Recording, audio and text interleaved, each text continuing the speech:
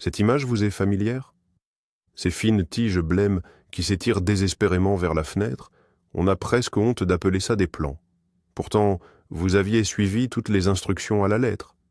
Et si je vous disais que 90% de la réussite ne dépend ni de lampes coûteuses, ni d'engrais sophistiqués, mais d'une seule action très simple à effectuer dès les premières heures de vie du jeune plant? Aujourd'hui, je vais partager avec vous ma méthode principale, éprouvée au fil des ans, qui garantit que vos semis seront toujours robustes, épais et bien trapus. Il n'y a pas de magie là-dedans, juste de l'agrotechnique et une bonne compréhension de la physiologie végétale. Regardez cette vidéo jusqu'au bout, et je vous promets que vous oublierez à jamais le problème des semis qui filent et vous obtiendrez chaque année une récolte que tous vos voisins vous envieront. D'ailleurs, dites-moi dans les commentaires, quelle culture a tendance à s'étirer le plus chez vous? Les tomates? Les poivrons? Voyons un peu qui sont les grands grimpeurs de votre jardin. Avant de passer aux étapes concrètes, prenons une seconde pour comprendre le fonctionnement de la plante. Pourquoi s'étire-t-elle? Ce processus porte un nom savant, l'étiolement. Dans la nature, si une graine germe à l'ombre, sa mission principale est d'atteindre le soleil le plus vite possible sous peine de périr. C'est pourquoi la pousse met toute son énergie à allonger sa tige, au détriment du développement des racines et des feuilles. À la maison, c'est nous qui créons ces conditions. Un radiateur brûlant sous l'appui de fenêtre, une faible luminosité, tout cela signale à la plante « Alerte, nous sommes dans l'obscurité, il faut monter d'urgence ». Notre objectif, c'est de déjouer ce programme ancestral. Nous devons créer, dès le départ, des conditions telles que le plant pense qu'il a du soleil en abondance et qu'il n'a pas besoin de se presser. Ainsi, au lieu de filer vers le haut, il dirigera toute son énergie vers la formation d'un système racinaire puissant et d'une tige épaisse et trapue. Oubliez l'idée de créer une station de vacances pour vos semis. Notre méthode, c'est celle d'une éducation spartiate, mais raisonnée. Alors, tout commence avec le terreau. Et c'est là que se niche la première erreur la plus fréquente. Beaucoup de jardiniers prennent la terre la plus riche du potager ou achètent un terreau très gras et très noir, pensant bien faire pour leurs jeunes plants. En réalité, c'est leur rendre un bien mauvais service. Au démarrage, le semis n'a pas besoin d'une quantité importante de nutriments. La graine contient déjà toutes les réserves nécessaires pour la première phase de croissance.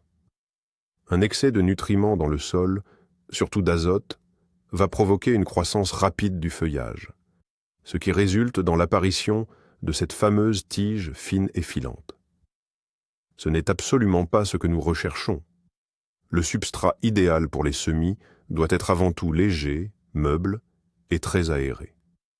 Les racines ont impérativement besoin d'oxygène pour se développer correctement. La base idéale est souvent la tourbe blonde neutralisée. Nous devons impérativement y ajouter des agents allégeants, comme de la perlite ou de la vermiculite. Non seulement ces additifs rendent le terreau léger, mais ils absorbent aussi l'excès d'humidité avant de le restituer progressivement aux racines.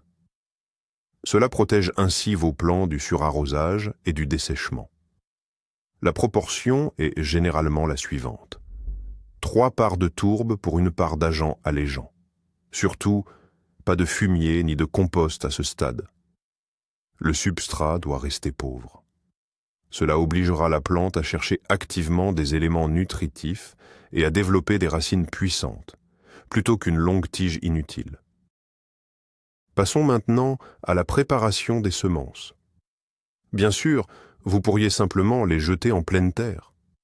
Mais si vous visez un taux de réussite maximal et des semis vigoureux, cela vaut la peine d'y consacrer quelques minutes. La première étape, le tri ou le calibrage. Dissolvez une petite cuillère de sel dans un verre d'eau et versez-y vos graines.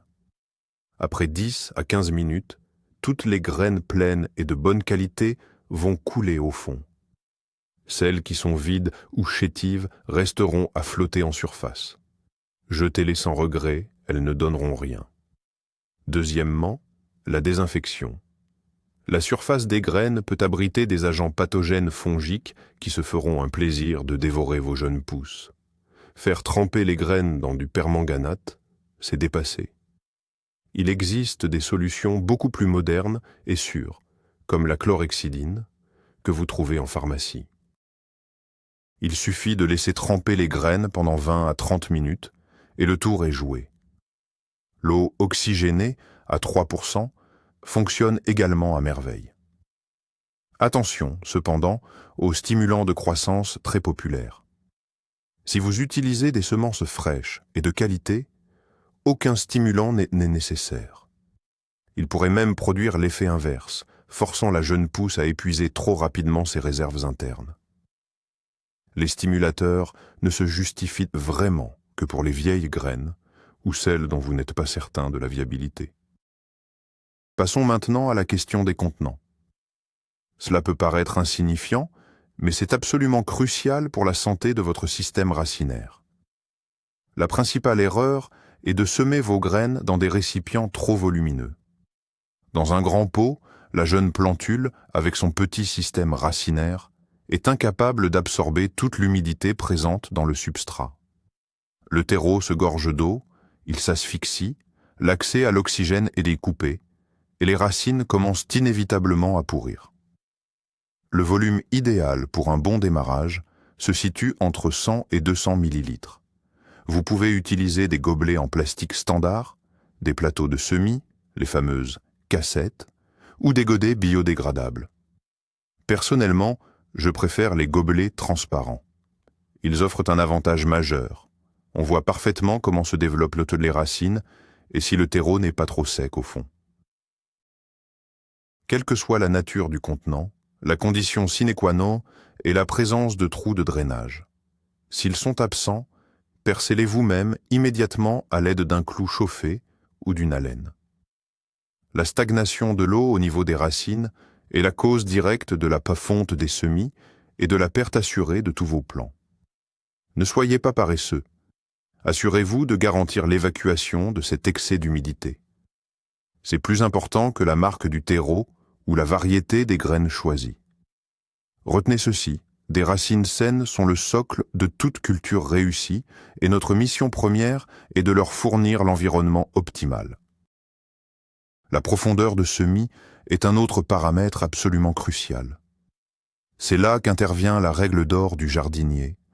La profondeur de plantation idéale doit être égale à environ 3 fois le diamètre de la graine. Pour les semences minuscules, comme celles de la pétunia ou de la lobélie, cela représente littéralement 1 ou 2 mm. Souvent, on ne les recouvre même pas de terre. On les sème à la volée en surface et on les tasse simplement très légèrement. Pour les graines de taille moyenne, comme les tomates ou les poivrons, on vise environ 1 cm. Et pour les plus grosses, comme les concombres ou les courgettes, comptez 1,5 cm à 2 cm. Que se passe-t-il si vous enfreignez cette règle? Si vous semez trop superficiellement, la graine peut se dessécher et ne jamais germer.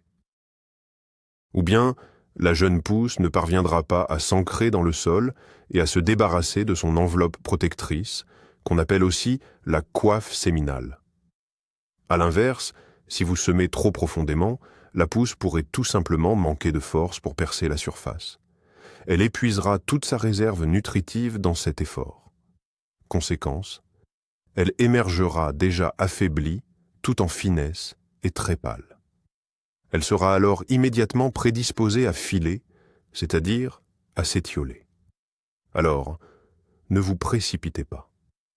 Observez attentivement la taille de vos graines et placez-les à la bonne profondeur, celle qui est mesurée. Cette simple précaution vous épargnera bien des tracas à l'avenir. Une fois que nous avons mis nos graines à la bonne profondeur, notre mission est de leur offrir les conditions parfaites pour qu'elles germent. C'est à ce stade précis que nous mettons en place ce fameux cocon dont je parlais. Pour s'éveiller, les graines ont besoin de 2 choses, de la chaleur et une humidité constante. Pour cela, nous couvrons nos contenants avec un couvercle transparent du film alimentaire ou nous les plaçons tout simplement dans un sac en plastique. Cela crée un effet de mini-serre. L'humidité y se rapproche de 100%, ce qui empêchera la surface du terreau de se dessécher. Maintenant, le plus important, la température. La température optimale pour la germination de la plupart des cultures se situe entre 25 et 28 degrés Celsius. Vous pouvez placer les contenants près d'un radiateur, mais attention, jamais directement dessus, au risque de cuire vos graines. Il est crucial d'ouvrir régulièrement cette mini-serre, une fois par jour, pendant 5 à 10 minutes, afin de l'aérer et d'éviter l'apparition de moisissures. À ce stade, les graines n'ont absolument pas besoin de lumière. Elles peuvent rester dans un placard sombre, tant qu'il y fait chaud. Et c'est là que nous arrivons au moment le plus crucial, au point de bascule, celui où la majorité des jardiniers commettent une erreur fatale. Attention, le voici, le secret essentiel de cette vidéo. C'est le moment crucial, celui qui fait toute la différence entre des plants robustes et des plantules chétives. C'est l'action à mener dans les toutes premières heures suivant la levée. Nous inspectons nos bacs de semis chaque jour. Dès que nous apercevons, non pas des pousses bien formées, mais les toutes premières boucles qui sortent à peine de la terre, il faut agir immédiatement. À cet instant précis, nous changeons radicalement et drastiquement les conditions de culture. Fini le mode vacances. Premièrement, on retire immédiatement le film plastique ou le couvercle. Deuxièmement, on déplace le contenant dans l'endroit le plus lumineux possible. Et troisièmement, le plus important, on fait chuter la température de manière drastique. La température diurne doit avoisiner 16 à 18 degrés Celsius, et la température nocturne doit être encore plus basse, aux alentours de 14 ou 15 degrés. Pour la jeune pousse, c'est un véritable choc. Elle sortait d'un paradis chaud et humide pour se retrouver soudainement dans le froid et la lumière vive. Ce stress coupe complètement son programme de développement initial. Le signal « il faut pousser vite vers le haut » est annulé. À la place, c'est le programme « s'ancrer et survivre » qui s'active. La plante stoppe la croissance de sa partie aérienne et concentre toute son énergie sur le développement de son système racinaire. C'est durant ces 3 à 5 premiers jours que se construit le fondement d'une plantule trapue et résistante. Attardons-nous un instant sur l'éclairage. Dès l'apparition des premières pousses, la lumière devient le facteur primordial pour vos jeunes plants. La lumière naturelle de la fenêtre, surtout en février ou en mars, est absolument insuffisante. Il est donc pratiquement impossible d'obtenir des plants de qualité sans éclairage d'appoint. Pendant les 3 ou 4 premiers jours après la germination, je vous recommande d'organiser un éclairage continu, 24 heures sur 24. C'est un facteur de stress supplémentaire qui empêche la jeune pousse de s'étioler et de se relâcher. Ensuite, vous pouvez passer à un cycle d'éclairage de 14 à 16 heures par jour. Quel type de lampe utiliser? Oubliez les ampoules à incandescence classique. Elles chauffent plus qu'elles n'éclairent et ne font qu'encourager l'étirement des tiges. Le meilleur choix aujourd'hui, ce sont les lampes de croissance, ou phytolampes, LED à spectre complet. Elles offrent le bon équilibre entre les couleurs bleues et rouges, absolument essentielles à la plante. Le spectre bleu est responsable du développement racinaire et de l'épaississement de la tige, tandis que le spectre rouge favorise la photosynthèse et la croissance des feuilles. La lampe doit être placée impérativement au-dessus des plants, à une hauteur de 15 à 20 cm. Pas sur le côté, ni en diagonale. Elle doit être strictement positionnée par le haut. Sinon, vos semis continueront de s'étirer en direction de la source lumineuse. On a déjà abordé l'importance de maintenir une température globale plus fraîche. Cependant, il existe une autre technique essentielle, créer un écart significatif entre le jour et la nuit. Dans la nature, la nuit est toujours plus froide que le jour. Les plantes y sont adaptées génétiquement. La nuit, dans l'obscurité, les processus de photosynthèse ralentissent. En revanche, la respiration continue, consommant les nutriments stockés pendant la journée. Si la température reste aussi élevée la nuit qu'en pleine journée, la plante respire trop intensément et brûle une grande partie des sucres qu'elle a produits sous la lumière. Par conséquent, il ne lui reste plus assez d'énergie pour construire des cellules solides, et la tige devient longue et molle. À l'inverse, si nous abaissons la température nocturne entre 12 et 14 degrés, la respiration ralentit. La plante consomme moins d'énergie, permettant à davantage de nutriments d'être mis en réserve pour construire une tige robuste. Comment réussir cela en appartement? Vous pouvez entrouvrir une fenêtre la nuit, isoler le rebord de la fenêtre de l'air chaud de la pièce à l'aide d'un film, ou simplement déplacer les semis sur un balcon vitré à condition que la température requise y soit maintenue. Une différence de 4 à 6 degrés entre le jour et la nuit fait des merveilles. Passons maintenant à l'arrosage. C'est, juste après la température, la deuxième cause la plus fréquente de perte des semis. La règle d'or est la suivante. Mieux vaut sous-arroser que surarroser. Les racines des jeunes plants sont encore très fragiles et nécessitent beaucoup d'oxygène. Si le terreau reste constamment gorgé d'eau, tel un marécage, l'oxygène est chassé et les racines s'étouffent et pourrissent. Ces conditions sont idéales pour le développement de la fonte des semis.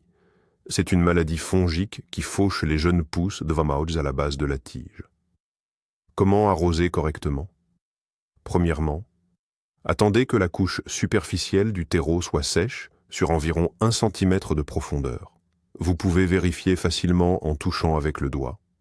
Deuxièmement, n'arrosez pas directement au pied de la tige, mais plutôt sur le pourtour du pot.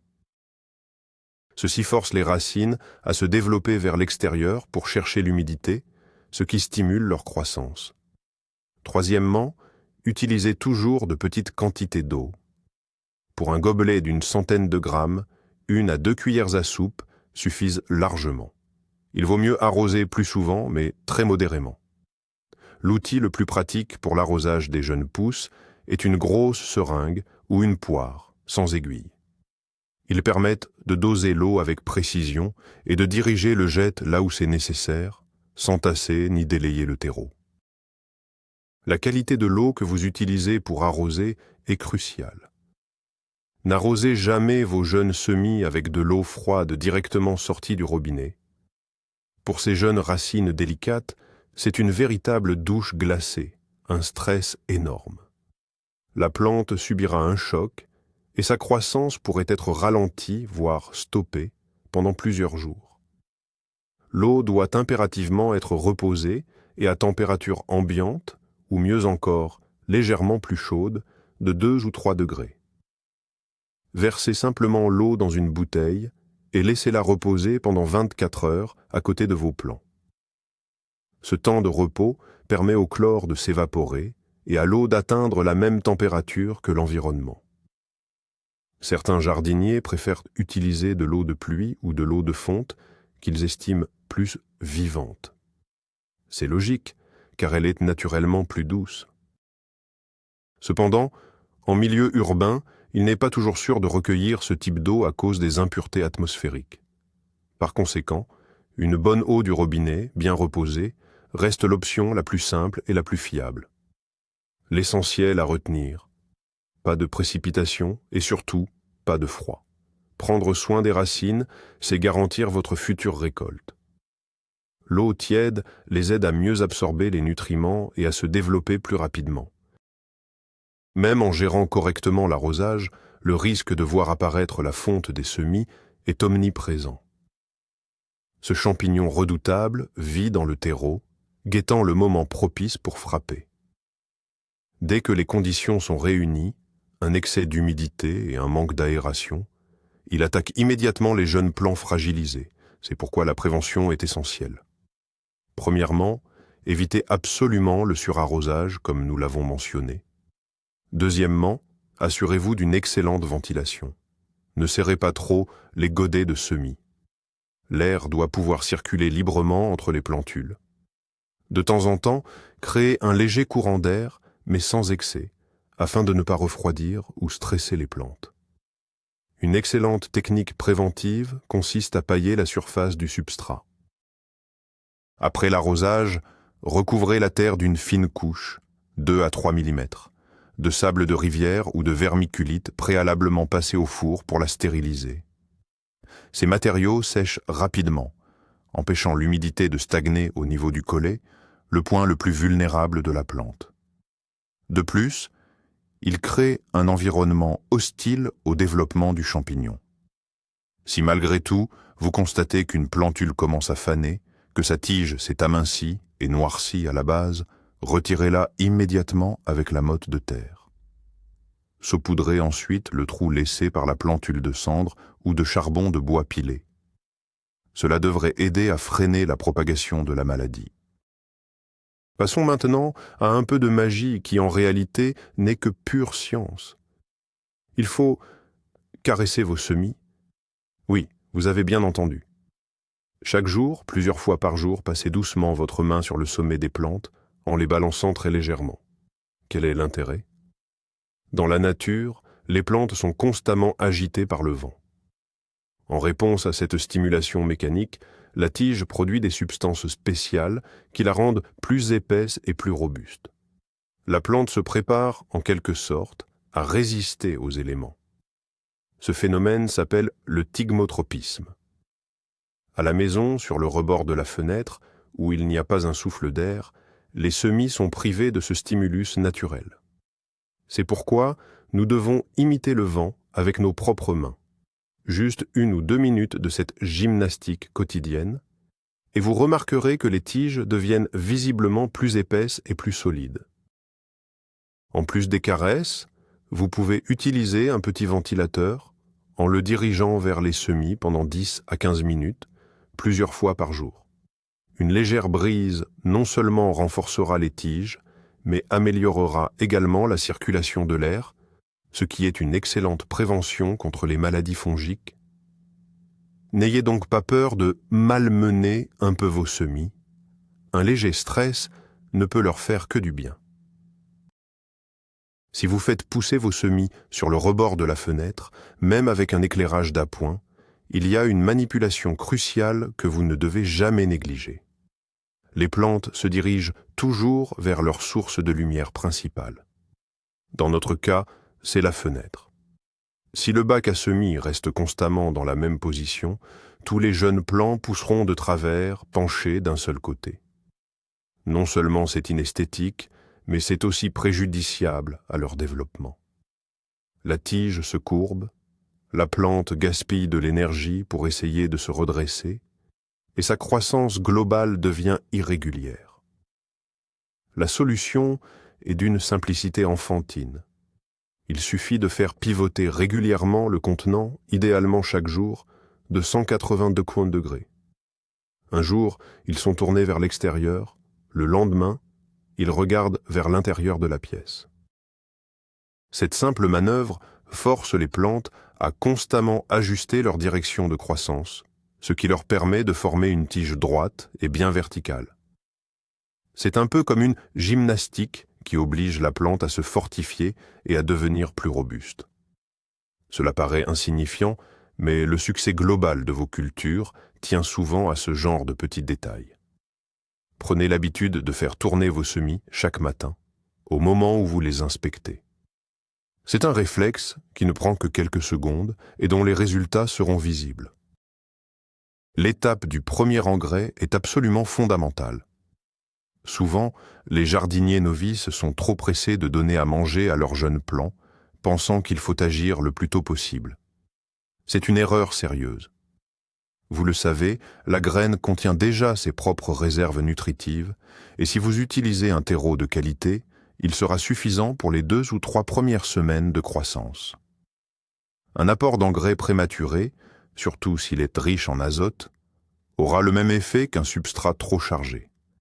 un développement rapide de la masse foliaire, mais très fragile, entraînant l'allongement et la filaison des plants.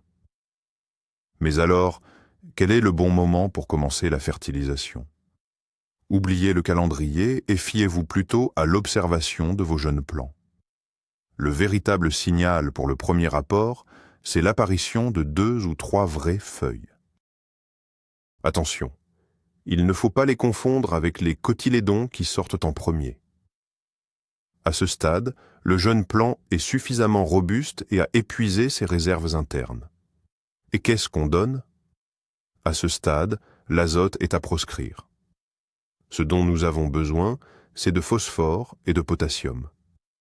Le phosphore est essentiel pour construire un système racinaire puissant, tandis que le potassium garantit l'immunité générale de la plante et renforce la solidité de ses parois cellulaires. L'idéal sera donc un engrais complet, spécial semis, avec une teneur minimale en azote, mais enrichi en phosphore et en potassium. Dernier point, et c'est crucial, utilisez toujours la moitié de la dose recommandée par le fabricant. Il vaut toujours mieux sous-fertiliser que de risquer de brûler les racines fragiles. Le repiquage, c'est-à-dire le transfert des jeunes plants dans des pots individuels et plus spacieux, est une étape incontournable pour la majorité des cultures. Cette opération permet de donner à chaque plante l'espace nécessaire pour développer correctement ses racines et son feuillage. Quel était le bon moment pour repiquer? Encore une fois, c'est la plante qui nous le dit. La phase idéale est l'apparition de 2 ou 3 vraies feuilles. À ce stade, le système racinaire est déjà assez solide pour supporter la transplantation, mais il n'a pas encore eu le temps de s'entremêler fortement avec celui de ses voisins. Il ne faut surtout pas tarder. Si les plantules restent confinées, elles commencent à se battre pour la lumière et les nutriments, ce qui mène inévitablement à l'étiolement. Comment bien réussir son repiquage? 1 heure ou 2 avant l'opération, arrosez généreusement les semis afin que la motte ne se désagrège pas. Soulevez ensuite délicatement chaque plantule, en veillant à endommager les racines le moins possible. Il existe un mythe selon lequel il faudrait pincer la racine principale, appelée le pivot, pour stimuler la croissance des racines latérales. Si cette pratique est acceptable pour les tomates, elle est strictement interdite pour les poivrons et les aubergines, qui supportent très mal les traumatismes racinaires. Une fois le plant transféré dans son nouveau pot, tassez doucement la terre autour de la tige et arrosez. Le repiquage est toujours un stress pour la plante, mais c'est un stress utile. Juste après, la croissance marque une pause de quelques jours, mais elle reprend ensuite avec une vigueur nouvelle. Même après les avoir repiqués, il est crucial de veiller à ce que vos jeunes plants aient suffisamment d'espace. Quand ils prennent de la hauteur, les feuilles des plantes voisines se touchent et se font de l'ombre. Pour la plante, c'est un signal clair. Compétition, il faut absolument que je monte vers la lumière. Pour éviter ce phénomène d'étiolement, espacez davantage vos godets de semis. Certes, cela demandera plus de place sur le rebord de votre fenêtre, mais le résultat en vaut la chandelle. Chaque plant doit bénéficier d'une lumière suffisante sur tous les côtés.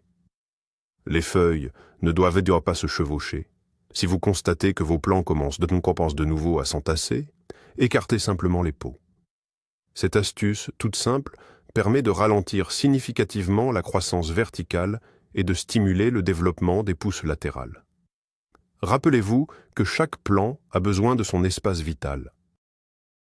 Des semis trop denses, ce n'est pas seulement une lutte pour la lumière, c'est aussi une mauvaise ventilation, ce qui augmente considérablement le risque de maladies fongiques. Il vaut mieux cultiver 10 plants robustes et trapus que 20 plants chétifs et étirés. Ne soyez pas avare d'espace. Donnez à vos semis la liberté dont ils ont besoin et ils vous récompenseront par une croissance vigoureuse et des récoltes généreuses. Même avec tous nos efforts, il arrive que les semis s'étiolent et se mettent à filer, souvent à cause d'une météo trop maussade et prolongée. Dans ces situations extrêmes, nous pouvons avoir recours à des produits spécifiques, les retardateurs de croissance, aussi appelés régulateurs, Le plus connu est généralement commercialisé sous le nom d'Athlète. Quel est son rôle? Attention, ce n'est ni un engrais ni un stimulant. C'est un inhibiteur de croissance. Il agit en bloquant temporairement la production de l'hormone responsable de l'allongement de la tige. L'énergie de la plante est alors redirigée vers d'autres priorités. L'épaississement de la tige, le développement des pousses latérales et, surtout, la formation d'un système racinaire dense et robuste. Le résultat? Les jeunes plants deviennent trapus, compacts, avec un feuillage bien vert foncé. Cependant, ces produits doivent être utilisés avec beaucoup de discernement. Premièrement, respectez scrupuleusement les dosages.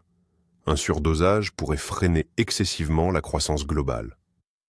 Deuxièmement, utilisez-les uniquement en dernier recours lorsque toutes les autres méthodes, lumière, température, ont échoué. C'est en quelque sorte une taille chimique. Il est toujours préférable de garantir de bonnes conditions de culture plutôt que de devoir corriger le tir avec des produits chimiques. Néanmoins, il est utile de connaître cet outil. Pour certaines variétés, comme les pétunias, qui ont naturellement tendance à s'allonger, un régulateur comme Athlète peut s'avérer un vrai sauveur, en aidant à former un port buissonnant et harmonieux. Lorsque vos jeunes plants sont bien développés et robustes, et qu'il ne reste plus que 2 ou 3 semaines avant de les mettre en pleine terre, l'étape cruciale de l'acclimatation commence. Nos plants d'intérieur, qui ont grandi dans des conditions stables, ne sont absolument pas préparés aux caprices de la météo extérieure. Le soleil direct, le vent, les écarts de température entre le jour et la nuit, tout cela pourrait leur infliger un choc fatal. Pour éviter cela, il est impératif de les habituer progressivement à la vie en extérieur. Il faut commencer doucement. Lors d'une journée chaude et sans vent, sortez vos plants sur le balcon ou au jardin pendant 15 à 20 minutes, en veillant à les placer à l'ombre. Le lendemain, augmentez la durée à 40 minutes. Habituez ensuite progressivement les plantes aux rayons directs du soleil, en privilégiant l'exposition matinale ou tardive lorsque le soleil est moins brûlant.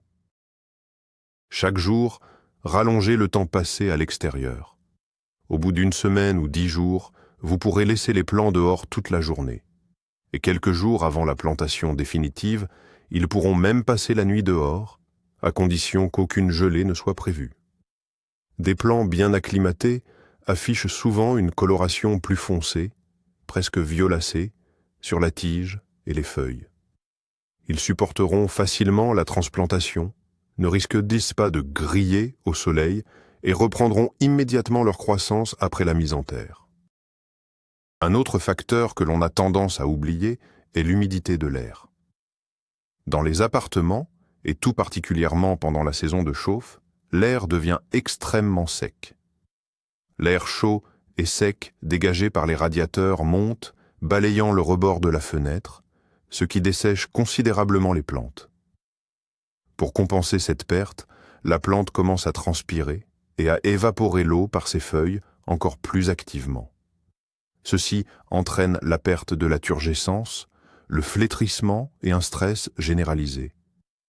De plus, l'air sec est l'environnement idéal pour la prolifération de ravageurs, notamment l'araignée rouge, le tétranique. Que faire? La méthode la plus simple consiste à vaporiser régulièrement les jeunes plants avec de l'eau tiède. Il est préférable de le faire le matin afin que les feuilles aient le temps de sécher avant la nuit. Vous pouvez également placer des récipients remplis d'eau près de vos cultures. L'eau s'évaporera et augmentera l'humidité ambiante. Une excellente astuce consiste à couvrir le radiateur situé sous le rebord de la fenêtre avec une serviette mouillée. Cela permettra à la fois de réduire la température locale et d'augmenter l'humidité. Un environnement sain autour des plantes est tout aussi crucial que ce qui se passe dans le pot. Le contrôle de l'humidité est un petit pas de plus, mais essentiel, vers votre grand objectif. Pour ce 20e et dernier conseil, et c'est sans doute le plus crucial pour l'avenir, tenez un carnet de jardinage. que ce soit un simple cahier ou des notes dans votre téléphone, cet outil est fondamental. Notez absolument tout. La date du semis, la variété, le type de terreau utilisé, l'apparition des premières pousses, le moment du repiquage et bien sûr, les apports d'engrais. Documentez vos succès, mais surtout, et c'est le point essentiel, vos erreurs. Cette année, vos plants de poivrons se sont étirés. Notez-le. Analysez ce qui a pu clocher. Est-ce que le semis a été trop précoce? La température était-elle trop élevée? L'année prochaine, vous éviterez de reproduire cette faute.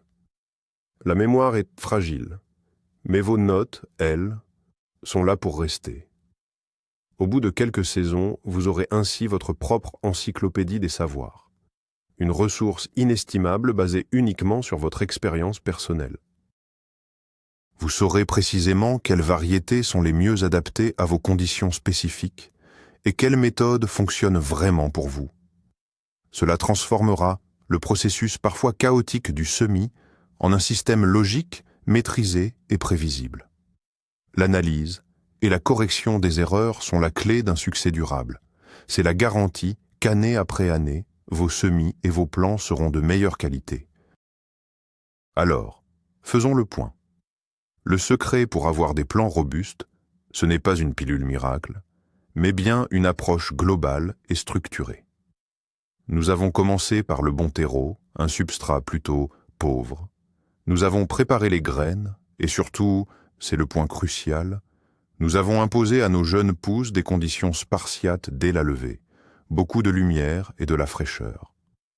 Nous avons appris à arroser correctement, à ne pas nous précipiter sur les apports d'engrais, et même à caresser nos plants pour stimuler une croissance en largeur plutôt qu'en hauteur. Chacune de ces 20 étapes est une brique fondamentale pour assurer vos futures récoltes abondantes. Le plus grand changement de mentalité, c'est d'arrêter d'avoir pitié de nos plants. Il ne faut surtout pas leur offrir des conditions de villégiature. Un léger stress, la fraîcheur, un arrosage modéré, ou même une légère stimulation physique force la plante à mobiliser toutes ses ressources. Elle développe ainsi un système racinaire puissant et une tige solide pour survivre. C'est de cette manière que l'on obtient non pas une princesse trop choyée, mais un vrai costaud, prêt à affronter toutes les épreuves du plein champ. Merci d'avoir regardé cette vidéo jusqu'au bout. J'espère sincèrement que tous ces conseils vous seront utiles. Si c'est le cas, n'oubliez pas de mettre un pouce bleu et de vous abonner à la chaîne pour ne manquer aucune de nos prochaines publications. Et en activant la petite cloche, vous serez les premiers informés de la sortie de nos nouvelles vidéos. Et maintenant, la question principale. Parmi ces 20 astuces, laquelle a été pour vous une véritable révélation? Ou peut-être avez-vous votre propre technique secrète pour obtenir des plants bien trapus que vous aimeriez partager? Dites-le nous absolument dans les commentaires, échangeons nos expériences.